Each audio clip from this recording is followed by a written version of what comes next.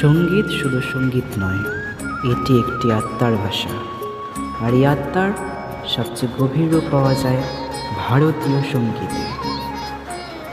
তবে চলুন আজ সঙ্গীতের সফরে যাই। ভারতীয় সঙ্গীতের শিখর অনেক গভীরে। সর্বপ্রথম সামবেদে এই ভারতীয় সঙ্গীতের উল্লেখ ছিল। তখনই জন্ম হয়েছিল সুর, তাল এবং রাগের। তাল লয়ে পরিপূর্ণ।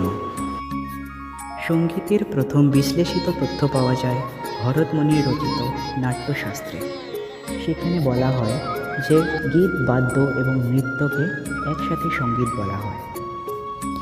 প্রত্যেকটি রাগ ছিল এক একটা শান্তি, প্রেম, বীরত্ব ইত্যাদির অপূর্ব নিদর্শন।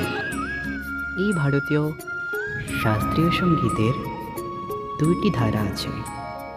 প্রচলিত ধারাদের মধ্যে প্রথমটি হল হিন্দুস্তানি বা উত্তর ভারতীয় ধারা এবং দ্বিতীয়টি হল কর্ণাটকী বা দক্ষিণ ভারতীয় ধারা। তবে দুটো ধারার মধ্যে অনেক ভিন্নতা রয়েছে। সেতার বাদ্যের জন্য প্রসিদ্ধ পণ্ডিত রবিশঙ্কর এবং তবলা বাদ্যের জন্য প্রসিদ্ধ শ্যামতা প্রসাদ এবং জাকির হোসেন। প্রসিদ্ধ বাঁশিবাদক ছিলেন শ্রীযুত হরিপ্রসাদ চরসিয়া এবং সানাই বাদক ছিলেন উস্তাদ বিসমিল্লাহ খাঁ।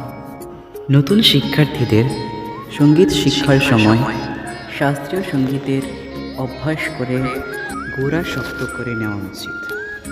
উত্তর ভারতীয় বা হিন্দুস্তানি সঙ্গীতে 10টি থাটের উল্লেখ আছে এবং দক্ষিণ ভারতীয় সঙ্গীতে আরও কয়েকটি থাট জোড়া করা হয়েছে।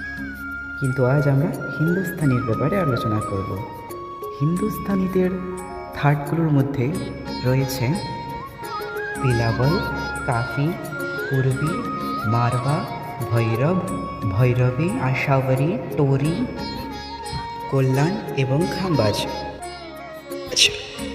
হিন্দুস্তানি সঙ্গীতের ইতিহাস গড়ে তুলেছেন খেয়ালের কিংবদন্তি গায়ক পণ্ডিত ভীমসেন যোশী।